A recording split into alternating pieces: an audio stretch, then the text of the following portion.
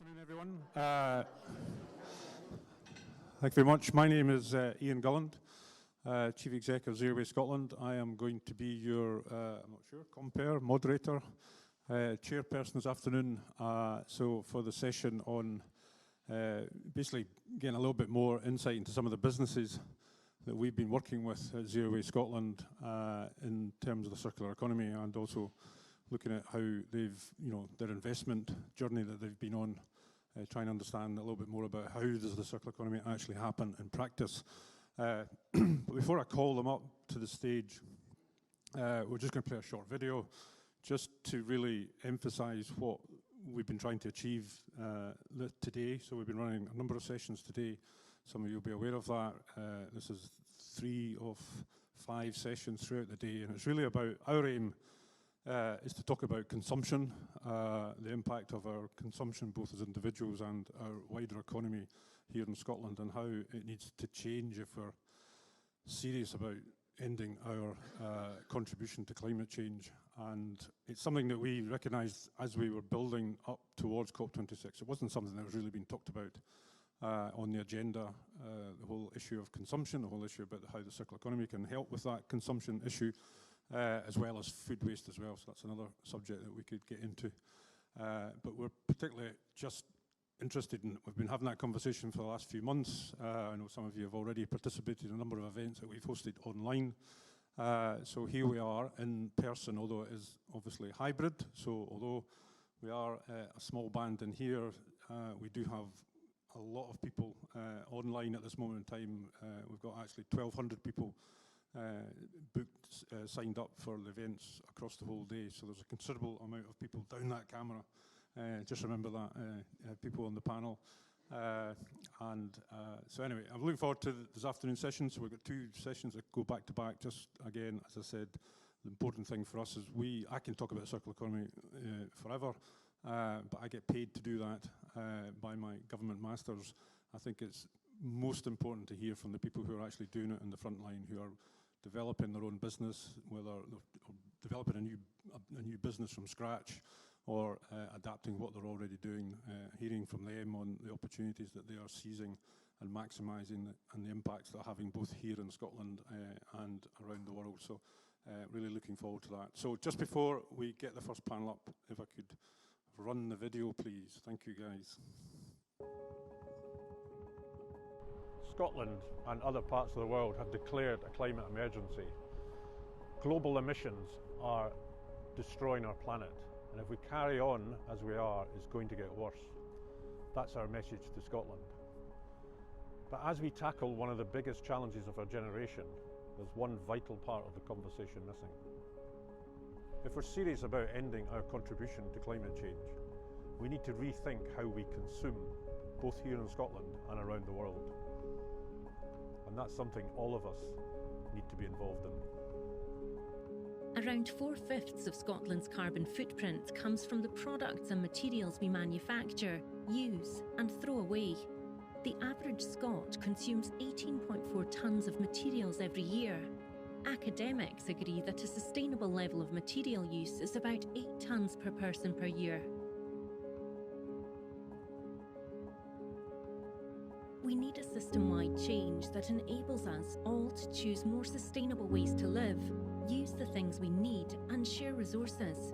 This is what's known as a circular economy. Through it, we can maximise value from the goods we already have in circulation, while relieving pressure on finite natural materials like oil and precious metals. We know that adapting to a circular economy can and does work for everyone, delivering an improved bottom line for business and offering a more sustainable way of life for citizens. For many years, Zero Waste Scotland has been working with businesses and leaders across Scotland to do business differently by finding more circular ways of working. Businesses like Nature, who produce construction materials from hemp instead of petrochemicals, products that can be reused and repurposed at the end of their usable life, maximising value from waste and creating a sustainable circular solution. Nature received funding from Zero Waste Scotland's Circular Economy Investment Fund and are setting up a manufacturing hub in the Borders, growing its workforce to 30. Businesses like Beauty Kitchen, who progressed from selling products in repurposed plastic packaging to launching their return, refill, repeat service, reusing stainless steel bottles to eradicate single-use packaging.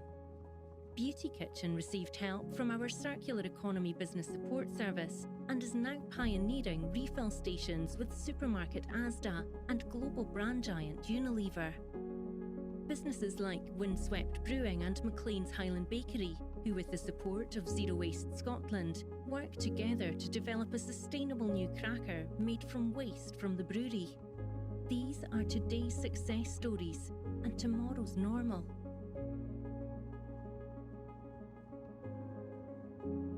Zero Waste Scotland is working with communities and businesses across Scotland, helping to reimagine the way we live, work and travel. By working together, we have a huge opportunity to accelerate our circularity and to change Scotland and the world for the better. In a circular Scotland, every job will become a green job, from hairdressing to manufacturing and hospitality. Our children will learn about sustainability at school and beyond. The current workforce will be upskilled as part of our transition. We'll have an infrastructure that supports sustainable travel options like car clubs and city cycle schemes. Hybrid working will reduce the demand on office facilities, allowing us to utilise shared office space and make better use of redundant buildings. Our homes and offices will be part of a green heating network. We'll buy things to last. High-quality products manufactured locally will be in circulation for longer. Investing in Scotland's jobs and skills and allowing products to be reused and resold time and time again. Leasing and rental will also be an option for things like clothing, toys and tools.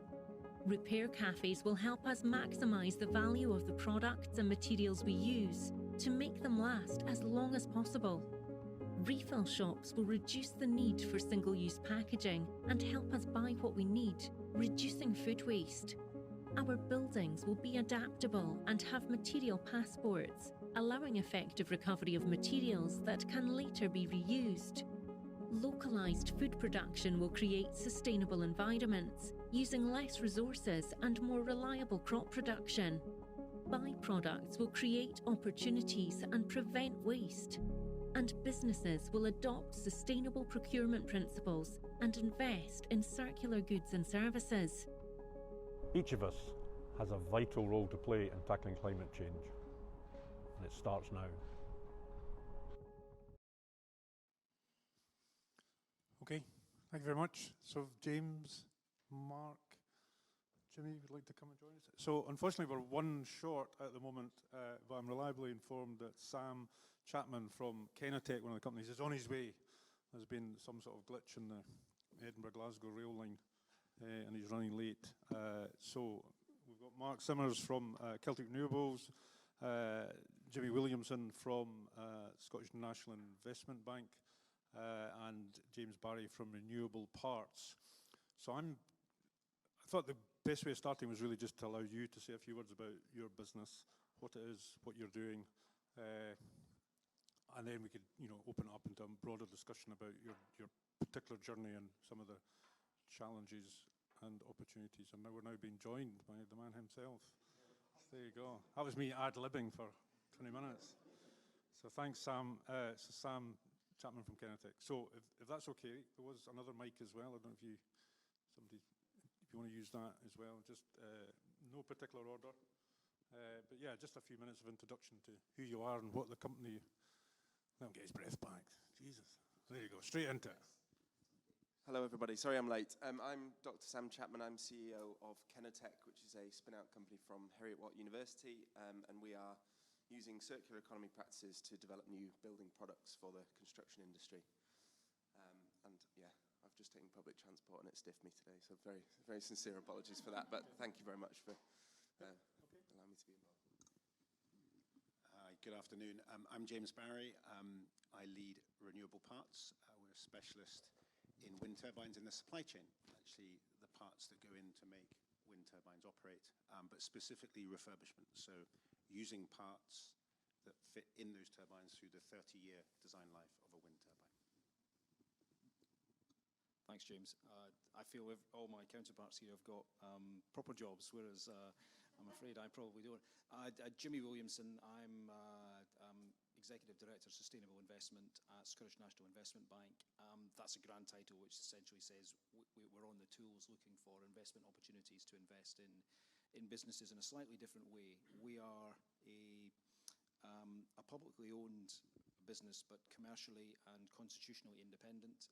We have been given a dowry of $2 billion over 10 years to invest locally in Scotland into businesses built around three very important missions.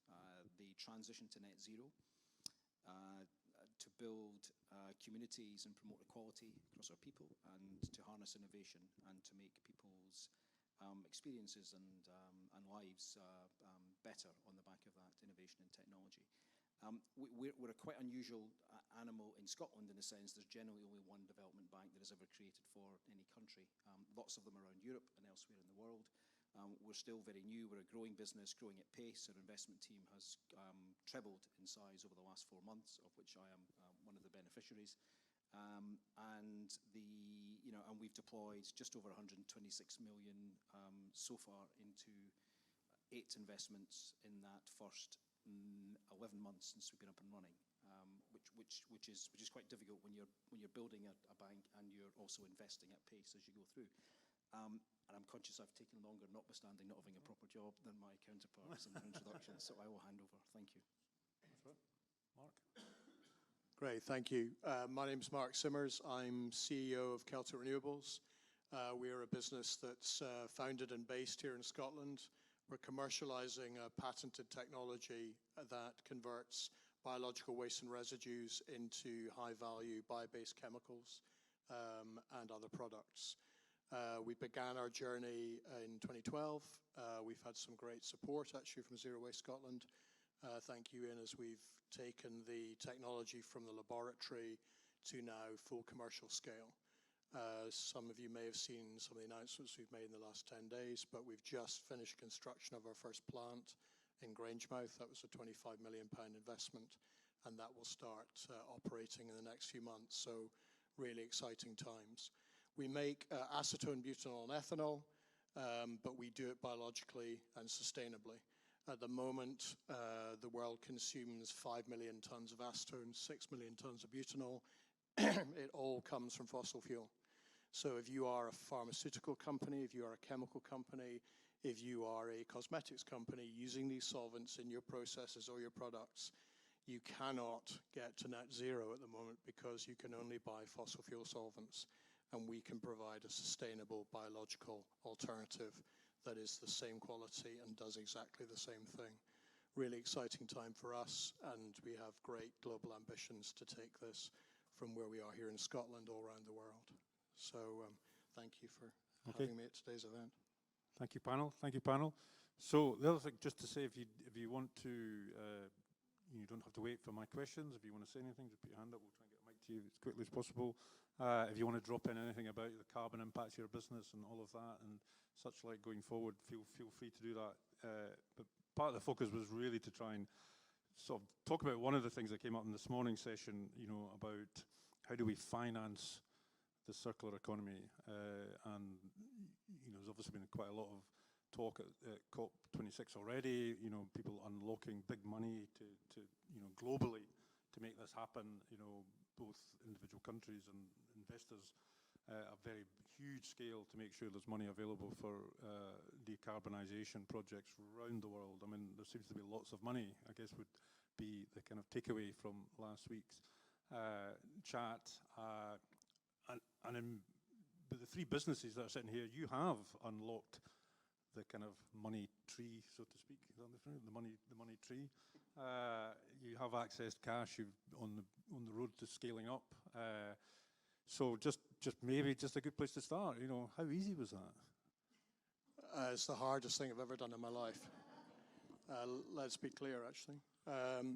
I think that's true, Ian, but fundamentally, institutional money from private equity, from venture capital, needs proven businesses with proven revenue streams that are, their technology is seen to be either mature or proven. So if you're growing a business like ours, where you've got effectively, although it's a technology based on a 100-year-old process, it's not proven. And so actually trying to unlock that money at our stage is really difficult. And that's not a kind of a moan in any way, shape, or form. That's just the reality of the financial markets. So I think we've been very fortunate. We've managed to garner support from Scottish Government, through Scottish Enterprise, through yourselves, through high net worth individuals, and we've managed to do some very successful crowd raising. And that's really underpinned nearly £40 million that we've raised in the last 9 years. But I never want to have to do that again, because it's very difficult. I think the reality is, for companies like us, government, public sector has to play a very significant role in getting businesses over that hurdle, unless there's a complete shift change in risk attitude for the sort of institutional investors. And I mean, Jamie here is very much part of, I think, that sort of support, but it hopefully that is a bit of a sea change in terms of how that will be supported.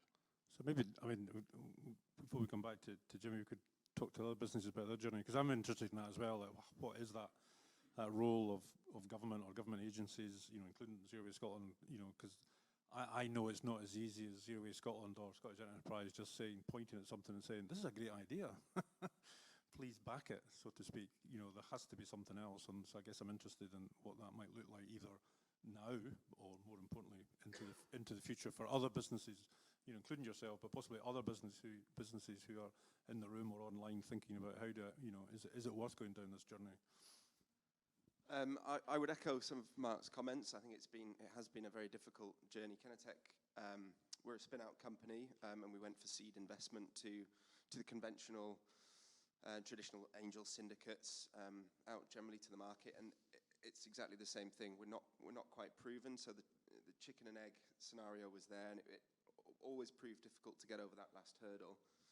But we've had recent very excellent support from Zero Waste Scotland through your Circular Economy Investment Fund, and I think that helps prove certain things. And as soon as you've got a kind of a co-funding or a match funding, that really helps the conversations. But it's still difficult to convince the sort of institutional investors that these new ideas, we're trying to change our first product to brick. You're trying to change a very traditional, very established technology. So that has proved immensely difficult to get to the end of the conversation. It's easy to get in the door, but it's difficult to get across the line with investment. But I mean, SNIB, there are structures that are coming in that definitely are helping that and changing that. But I still think some of the traditional mechanisms that encourage current investors like EIS and SEIS for kind of smaller companies, maybe that could be further improved for companies with ecological products or services. Maybe there could be VAT mechanisms. I'm not sure, but there could be things that would further improve how new companies in this space get across the line. Yeah, well, I would echo everything that's been said. It is a really, really hard task, and I think it's a truism to say that businesses don't run out or get lost because of bad ideas or good ideas or lack of good ideas, but it's because they run out of cash. I am always reminded by my chairman. He always says, James, it's the sea of non-profit. It's the sea of non-profit until you're 10 million, and then maybe you might make a turn. It's a really hard road, and I guess when you look at the business and you look at the business model and you look at the plan and what you want to do, there's always a gap between the aspiration and what you can do. And that's, I guess, normal, but it's how do you close that? We've been very lucky to get support from Zero Waste Scotland. Highland and Islands Enterprise have been absolutely fantastic. And then we have a high net worth individual in our chairman who has been a back of our business. But really, we are fundamentally a disruptor. We are asking people to think and behave differently. And therefore, risk comes to the top of the pile every time, because people worry about risk, they worry about impact. and they get cold feet. And really, it's how do you break through? How do you break through? And really, there's no silver bullet here. It's persistence, it's doggedness, it's trying to use colorful language to bring this alive. I use data a lot, simple analogies, metaphors. I present a lot, and you've got to just keep going. And we found through that keep going, you can actually get through the other side and generate something for the better. But I wish I had more money. I really do. I don't feel I have a big money tree, that's for certain. My FD, she looks at me every day across the desk with a withering eye and says, James, you're out of your mind. So there's the battle between aspiration and goals. I'm the champion cheerleader, and she's the sober head of realism in terms of life and what you actually can do, and running out of cash is obviously a big part of that. Yeah, before we turn to Jimmy, yeah, the magic money tree, whatever I called it, yeah, that's a term my finance director uses as well. I've never understood it myself, so probably should watch what I say. But yeah, it's interesting to say that, because I mean, obviously having worked with particularly you, Mark, over the last few years, it's almost that dogged approach. You just kind of got to get in there and do it. But I guess the challenge is, if we're serious about climate change, we don't have time for all that doggedness. So I hear what you're saying, but I think that's the challenge in front of us. We could all say, yeah, doggedness, get in there, get out. But how do we speed it up? How do we make it, if we're serious about this, how do we make sure that the finance we don't all have to be that dogged to get there? So the way I've found it's been useful, actually was useful with you in it, was you have to remind people what's happened in the past. And we've seen that film before, and we don't like the ending. So unfortunately, for reasons we won't go into here, the UK is not a manufacturing economy. It just fundamentally isn't. It's 80% services. And some of that's down to short-termism, the way we expect quick return on our investments, et cetera, et cetera. We pioneered wind, along with the Danes. We decided to get out. Okay, it's slightly ironic that we buy a lot of wind turbines today, but didn't design, develop, or manufacture these turbines. And that's a realism. So in the case of our business, the opportunity has emerged to refurbish parts. And many people didn't see that opportunity emerging, but it's here. And we have the opportunity to build a new economy within renewables. So I think the way we found it to be effective is you have to bring this alive in a way that people understand that there has been precedent, and that precedent didn't work out for the better, and that we have a second chance to go at this. And I keep, whether it be a politician, whether it be Adrian Gillespie, Scottish Enterprise, whether it be yourself, Ian, I could go on. That's the story I tell. And I'm always trying to find ever more colourful, more persuasive ways of telling that story so that we actually change. Yeah, so one of the things, because myself and Jimmy were just talking about, was lessons learned, but we were thinking more on the positive side, like where's finance, where's it worked, in terms of financing innovation or new opportunities. But anyway, over to you, Jimmy, your take on where we are. We totally get it. The flip side, I don't expect any sympathy. It's also quite difficult to deploy capital, and it's quite difficult when you have the range and the number of opportunities arriving, and unpicking which ones are likely to be the successful ones. That's but in that sense, it's not about the financial institution. From a personal perspective, I get a background in technology, private equity. I've worked in big banks, alongside mainstream private equity firms doing buyouts in multiple sectors. Before I joined our business, I was sort of reluctant CFO during COVID in a small consulting business in industrials and energy markets, and that in itself had its own challenge. So I've sympathies with what it's like engaging with financial providers, when liquidity is a challenge and an issue. I think some of the things I would pick out is, the pace of change in adoption of net zero, into the language, into the narrative around financing, has moved, incredibly quickly. 2 years ago, I joined a consulting business, and their background was primarily in oil and gas, and they were transitioning and helping businesses move into renewable energy areas. And that business, in 2 years, we completely transformed that business. We went from 80% sort of revenue in in petrol dollar markets to the flip side in renewable markets. And that wasn't just because we decided to do that. That was the market. So I think, there's some key messages you would pick out. There are some market changes. And I think the market changes around circular economy. It's becoming part of the language that just didn't exist, years ago and even months ago. And other things you might have, picking up some of the points, I think people are really important, but not just the people active in the business. If you have a chairman, if you have a mentor who are connected to the financial community and the business community, use that, and because they will help you with your narrative, your storyline. We do like the use of data points. Use of data points, fantastic. Financial providers generally like that connection between the storyline and the data points. Also use examples of in other sectors. Comps, it's a big thing in financial markets, comparisons with other business models. And again, showing examples of how in other markets, whether it's international territories or other industry sectors, you have seen similar types of business models developing. It might be in a completely different sector, but actually the business model type is something that's worked in another market. And you can see, and these things strike a chord with financial providers in a way that it might not if you're, in the weeds, so to speak, running the business. I think sorry to interrupt. I mean, maybe other businesses in the room would say that as well. There isn't a lot. These are new business models. So I know what you're saying about, and I can understand that as well. Could you show me where this has worked previously? Your Honour type of approach, but not just for Scotland, but globally.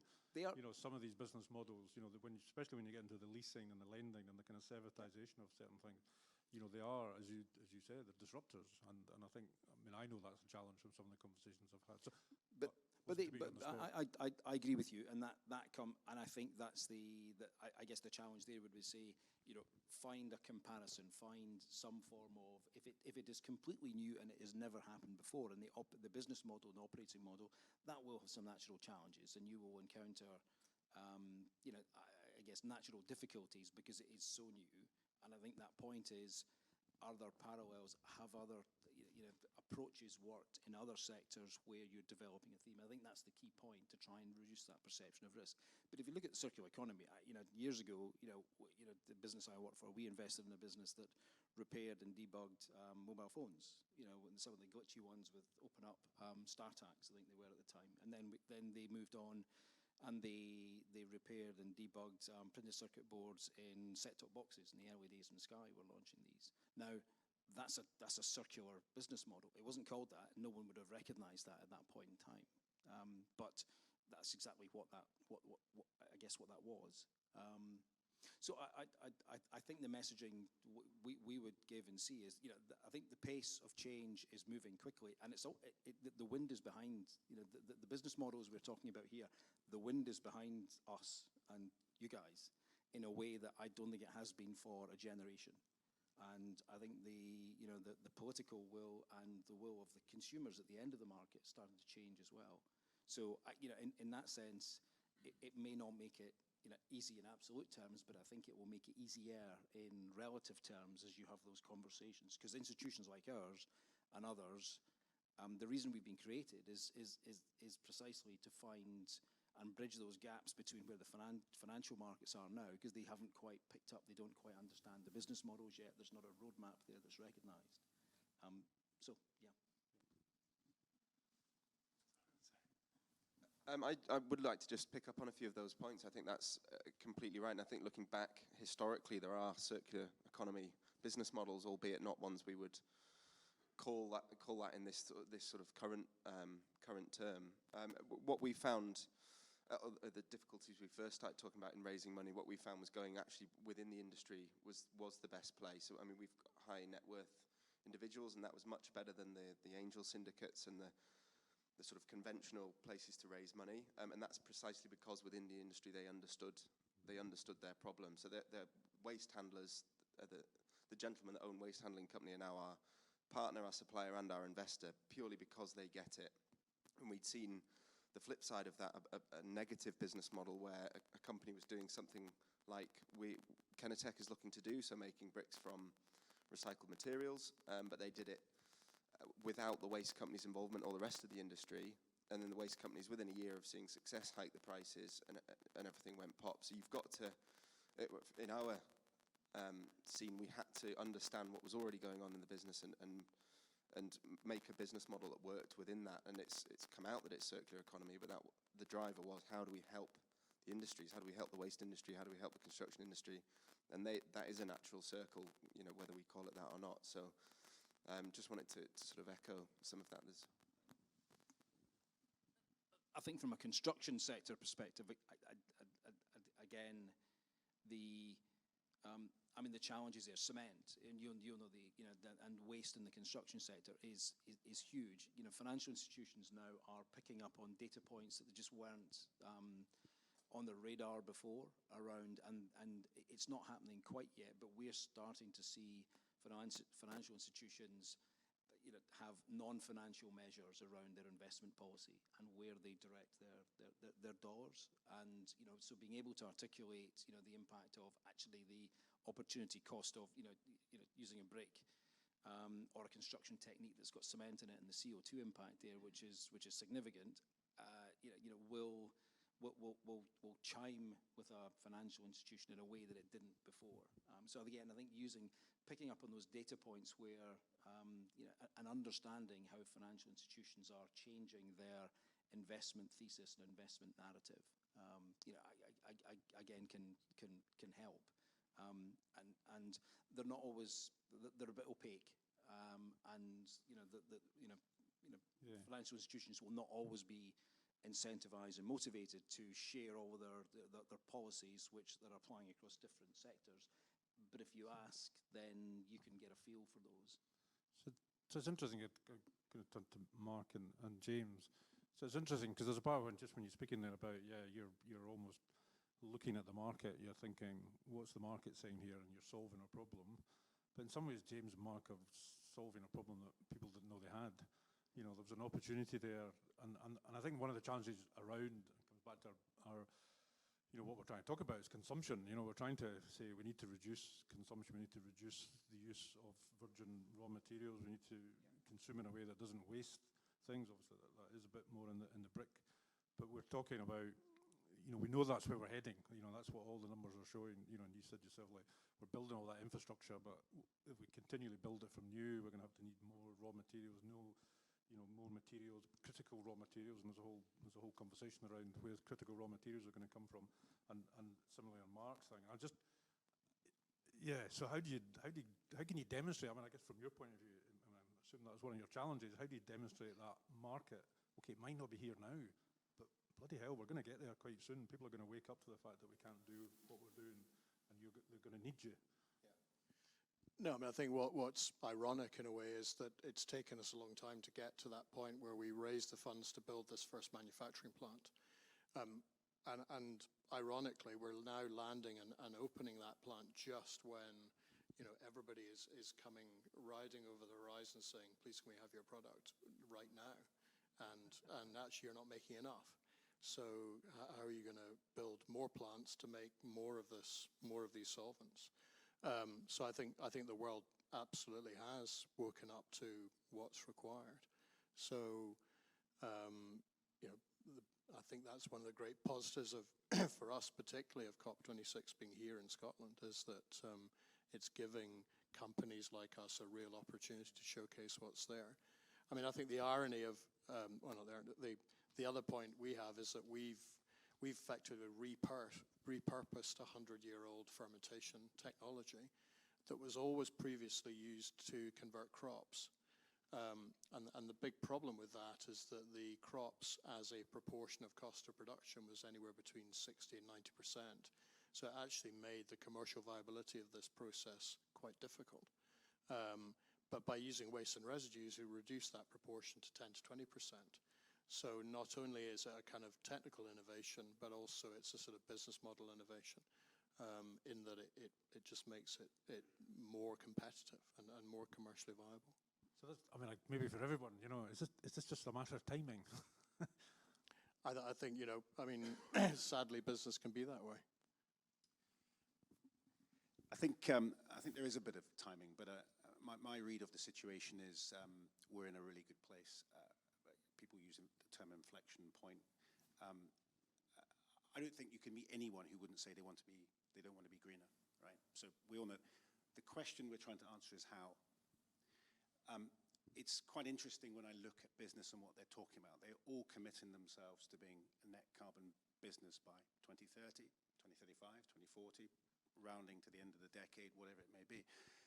What they don't know today is how they're going to get there. I mean, this is like saying, ladies and gentlemen, we're going to the moon by the end of the decade. We don't know how we're going to the moon, but we're bloody going to the moon. And that's okay. That's a great tension to build into the system. Because what boardrooms, investors, institutional houses that have the money to flow there are saying is, we need to shift. We need to shift, and we need, money's like water. It will flow to where the best yield is. And green does pay, to coin a phrase that's been used recently. So really where we're at the moment is formulating plans to get from where we are today to where we need to be. And that's what I'm spending my time trying to do, using data to show a way of doing that. So every product that goes out of our business has a carbon footprint sticker on it. And it might only say 450 kilograms of carbon footprint saved. But what we're avoiding is virgin manufacture. And I think you have to be really, really obvious with people, really simple and really straightforward, and keep repeating that same message. I don't know what it is people say. You have to repeat something 17 times before they remember it. But, I'm not trying to be obtuse. I'm just saying that you've got to somehow cut through it. And I think, for me, the good news now is that boardrooms up and down the country have committed their corporations to becoming that business. If you go into those boardrooms, they wouldn't be able to tell you in detail how they're going to do it yet. They need time to figure it out. But they're going to have to scramble fast. And they need businesses to help them show how they can get there. And that's where we come in, because we can actually deliver solutions as SMEs. We can deliver solutions quickly. We're agile, we're fast. If we're not relevant.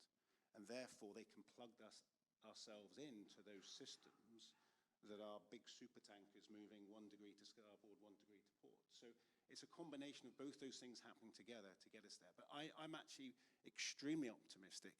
The talks I've been involved with, as in observing through COP, have been outstanding. Some really, really clear-sighted thinking about where things are going. And I'm actually not worried about the money. I think the money is going to be flowing that fast, we won't know what to do with it. I think that is one of the problems that actually is already emerging. Okay, that's interesting. We'll come back to that. I always love that moonshot analogy, because I don't know where I read, when they announced that they were going to go to the moon, allegedly they knew how to get to the moon. What they didn't know was how to get back from the moon, and that's what took them 10 years. And it feels a bit like that we, a lot of the chat last week about COP26 is hitting the emissions or reducing emissions. We kind of know it with the technology. There's a kind of acceptance that we know how to do it now, but what we don't know is how to do it within the current planetary boundaries in terms of the resources that we already have, and how do we deploy it at scale. So there's kind of challenges there. So anyway, that's me going off. I just want to make one other point, and I think it's something that came up earlier, which is about something that's proven, and that is really a proxy for risk or impact to my business. And people naturally are resistant to making decisions which differ from what they've already done. It's turn the handle syndrome. I think really the breakthrough moment is when people realize we have to change. And I think the rhetoric now is that we have to change. There is no choice. The question is, how do we change? And are we comfortable with making that change? And I think really what I see when I think about big business, small business works through procurement channels. You're always directed to the procurement person that says, I want the cheapest, the lowest number in the box. And I spend a lot of my time trying to find the most senior person in an organization with the sustainability hat, because they're sitting on that boardroom table saying, no, we've got to change. You don't get it. I know what operations want. I know what procurement want. But this is the business we've signed ourselves up to become. So for me, it's about changing the narrative and the language to work with the sustainability head in those businesses to shift procurement from linear to circular. And when our work is done, we'll know when the first question that's asked in that tender process is, no, I want to know where the circular economy solution is. I'm not interested in this linear one. Okay, we'll pick up on that then.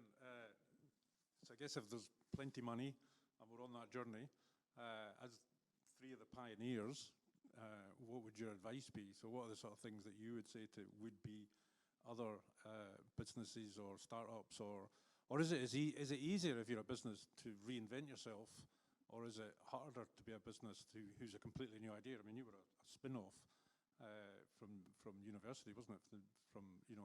Is that even more harder, or is it? I mean, maybe there's a question when you go around, coming back to Jimmy as well, and an investor. Do you think it's easier to invest in an existing business who's changing than a startup? I think there's pros and cons. I think a spin out is possibly slower than a startup in that it still has some of the university mechanism. But the pros are you're more attractive to financial institute. You've got a bit of you've been proven in one sort of space, in the university space, in academia. So I think there's pros and cons. But again, just going back to what was just said and sort of disruption. We are disruptors, but I think it's wrong if you go in kicking and screaming and saying you're going to shake everything up, because all of the incumbents, and Kenetech's going into a very conservative, very traditional space in construction and building. If you go in kicking and screaming and saying you're going to change and you're the big thing, you upset a lot of the people that still make those decisions. And I completely agree that you've got to find the companies and the decision makers who do want to change, and it's not the middle management, it's not the people who just want to, just buy bricks at the cheapest price, or just, but you convince the board that if you're making a house that stores waste, that it is greener to operate and to be built, those are the real decisions, and those are the real, those are the good people that will make change, and they'll make change quickly. And I think that sort of angle, and saying we're here to help. We're not here. We are disrupting, but we're here to help. We're not here to cause a load of trouble and be, we're green versus, you guys are bad. And I think that's a sort of a dangerous approach. And that's what I would echo. I think you've got to be encouraging. You've got to learn from the people that have been doing it for 30 years, even if you disagree with how they've maybe done it.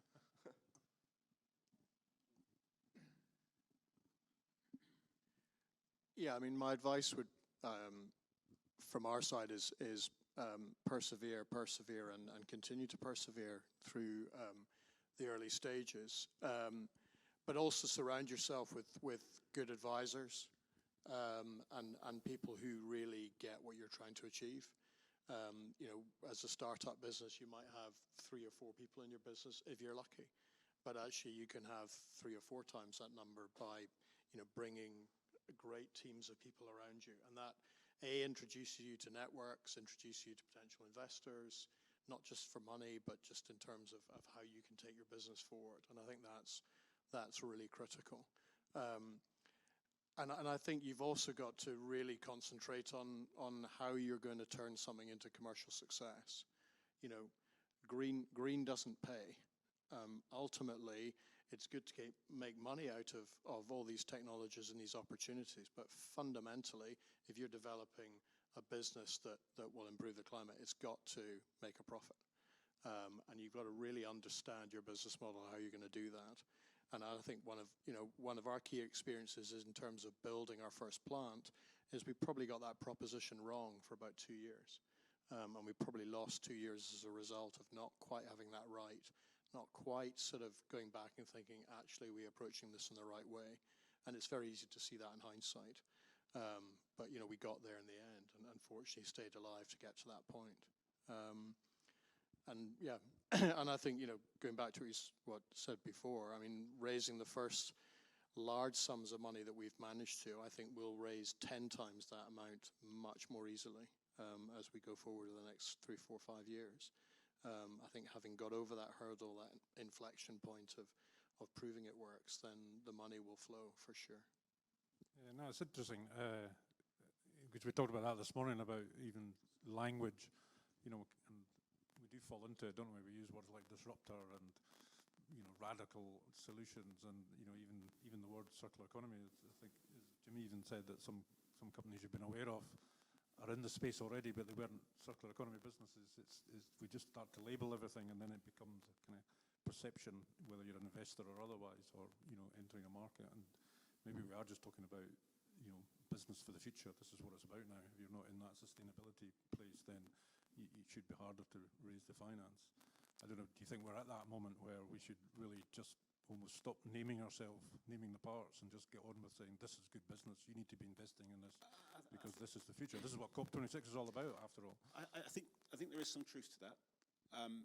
But what I would suggest is that, you know, big business, because fundamentally we're talking about big business here and how we work with big business, has signed itself up to becoming different, to reinventing itself, whether it be oil and gas, which obviously has to reinvent itself, or whether it be just an energy giant like Ørsted. Ørsted is the world's most sustainable business for the third year running, right? It's got a long way to go. We talk to Ørsted most days, right? It feels it's barely got started. So you still got to talk that language, because that's the language that matters to them. So whether it's badged as now ESG, and whether stakeholders or institutional investors are saying, well, unless you're doing this, we're not interested. I mean, obviously there's a lot of talk about greenwashing still, and the gap, the rhetoric gap and reality. So I don't feel uncomfortable beating that drum, frankly, and I'll beat it louder and louder with glee. But I think for me the issue is it's consistency, and it's being able to show how that can be made to improve what they're doing today.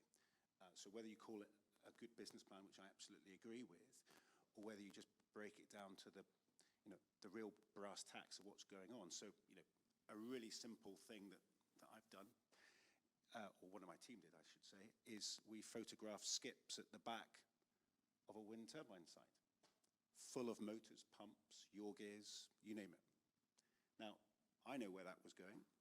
And the first question that a customer asks me is, please tell me that wasn't my business. Now, we never tell them whose business it was, but the reality is it could have been anyone's business, because that's the truth. So I talk about color and bringing that back sharply into focus. What we're in the business here of stirring emotions. And if you look at people like, I don't know, Patagonia, whatever it is, who are obviously on the clothing side, they're very, very good at stirring emotion. And that's what you have to do. You have to invoke that feeling that this is no longer, we can't tolerate this any longer. We have to reinvent ourselves. And then I think once you've created that emotion, you can then start to accelerate that shift and that move towards you. And it's a very human thing we're trying to do here. But once you've got, converts, believers, that type of thing, then I think the whole situation becomes much, much easier. So Jimmy, any further reflections? I'm always taken by, in fact, there's loads of money now available, and and they're hunting around looking for things. So where's the challenges there? I mean, obviously, you could argue there's different degrees of green or sustainability businesses. There's some, very circular. There's some who are just, greening, so to speak.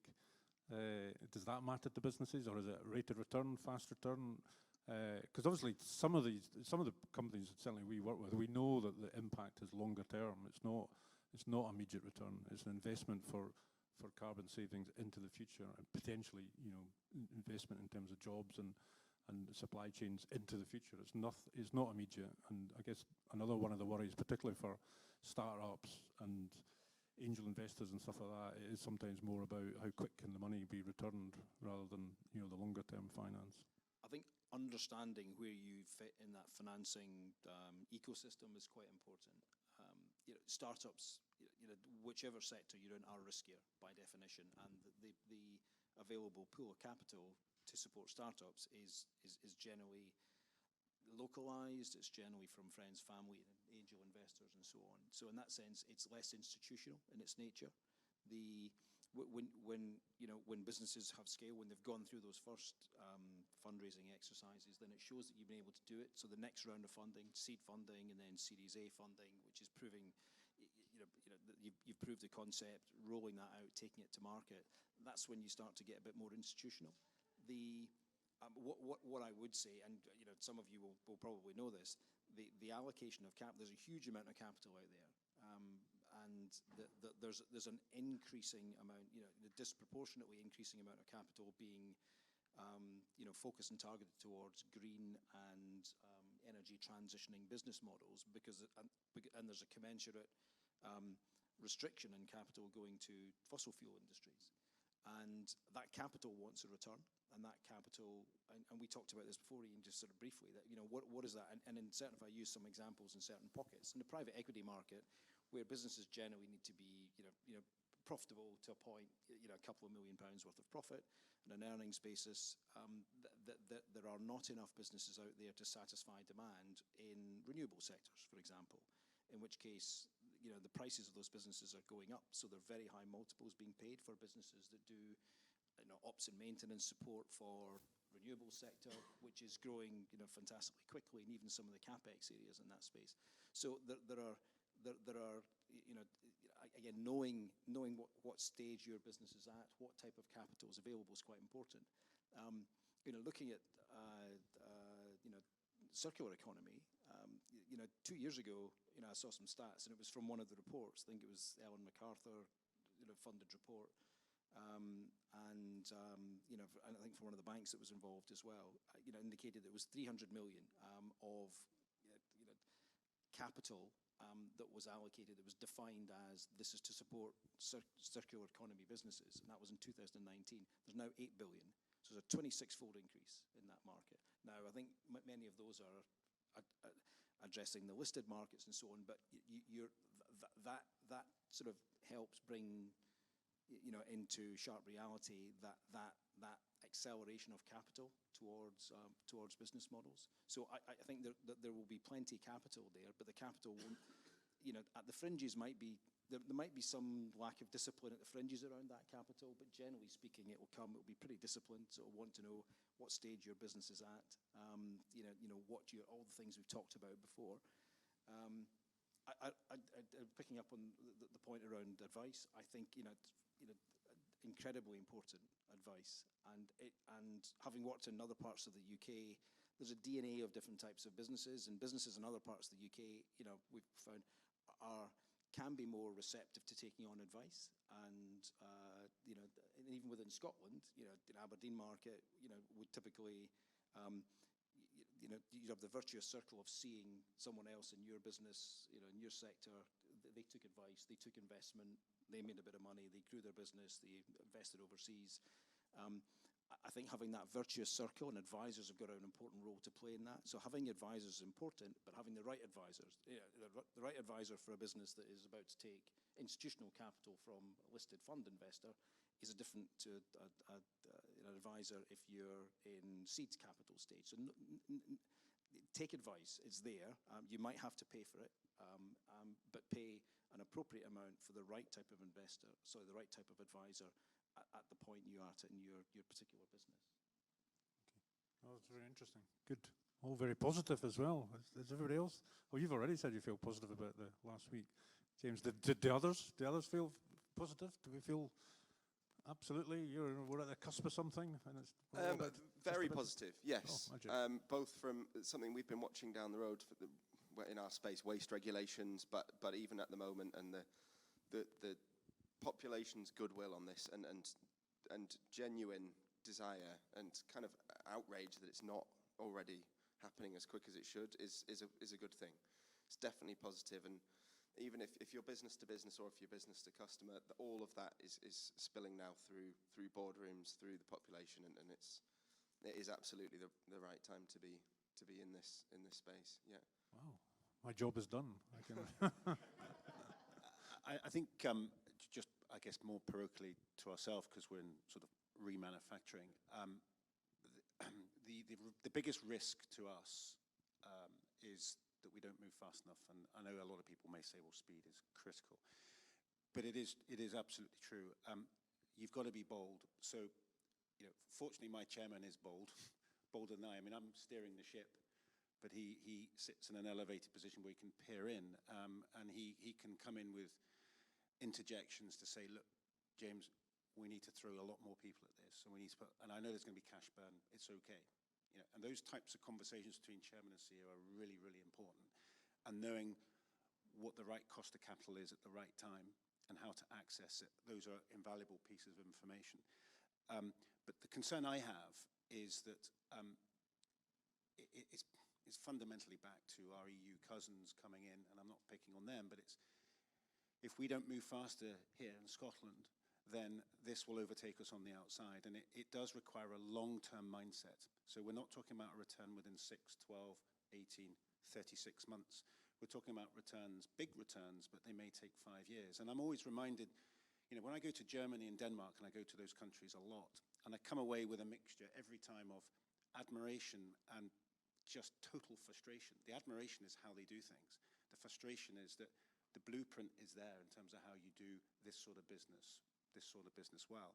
And if you're in a senior role within those businesses, you're in it for 5 years, you reap what you sow. So they are all wired up in terms of long-term returns, and that's how you create good embedded value for the future. So my concern simply is that we've got to move much, much faster and be much bolder for us to be relevant, given the scale of the opportunity. So I agree with that, and I think that was part of when I asked that question earlier about, it's almost like we've seen over the horizon, we know this is coming, so how do we, you've been the pioneers, but we've worked with over 240 different businesses. There is a growing appetite for businesses, but how do we get them into that place where we're ahead of the curve? And the investment is there, because you're right, suddenly there's capital, we need to deploy it, we need to scale up quickly. You're saying already, Mark, that you haven't even cut the ribbon yet, and folk are saying you're not big enough, type of thing. So how do we get ahead of that? How do we take a little bit more, I don't know, whether you could call it a gamble or not, but say this is coming. So how do we stay ahead, both for our own economy, locally and nationally, but also for the jobs and the opportunities? Because you said, you gave the example of renewables, and we've, to some extent, we're having another bite at it, but we can't always, what's the word, gamble on having a second bite at this. It's not a financing point. It was a real interesting. I picked up on what you said around Germany. Also, Germany in many ways isn't as well prepared as we are in digitization terms. Pre-pandemic, a third of businesses in Germany still used a fax machine, and and from everybody knows what a fax machine is. Yep. Looking at. And and it's an industrial manufacturing economy, which is great, built on automobiles, but that comes with, it hasn't digitized. It's much more difficult to digitize in those types of business models. So again, we have some, there are some perceptions out there sometimes which are positive, but actually when you dig under the surface. So I think our ability in UK terms and Scotland terms. We're naturally more digitized, we're naturally more service-driven, which means businesses actually can move quite quickly, business models can develop quite quickly. Okay. Just to prove it's not just about finance. Okay. I'll say one final point. Yeah. Please. Yeah, I totally agree. It is incredibly exciting time. And I think I had to fill in or had to answer a question from a crowd investor this morning. He said, what's your biggest risk at the moment? Is we can't scale fast enough. And we need to have a plan to be able to do that. But also I think the critical thing, particularly in the bioeconomy, is not to be afraid to collaborate to grow. And I think collaboration is absolutely key. We see it in terms of the raw material that we're taking in, and people are, well, you won't be able to get hold of enough of it. Well, actually we should be collaborating with the people who are using the same material, because there's plenty of goodies to come out of all sorts of different material, all the way down to the final use, be that incineration or whatever you're turning it into. So I think my last comment would be, we've got to grow really fast, but we've also got to collaborate along the way. We've built our plant in Grangemouth. I look across at INEO and Petrochem, and I think, well, you've got 3 materials coming in: crude oil, natural gas, and ethane from America. And you've probably got 100 products and about 70 processes. And the bioeconomy has got to try and mimic that. It's got to, for it to be successful, it's got to get value right down the chain of material. And so that would be my final comment on that. Thank you very much. That's good, because we have another panel, and I've been asked to make sure I don't ask the same questions, so I can lead on some of the things I've missed out from my script about collaboration, supply chain, skills, just warming up the next panel, skills and all that sort of stuff. So there's lots we could talk about. I think it's been really a great conversation. Thank you for your insights, everyone, and just well done, and you're getting to where you are now, in terms of that, the pioneering. And good luck for the future. So thank you, everyone.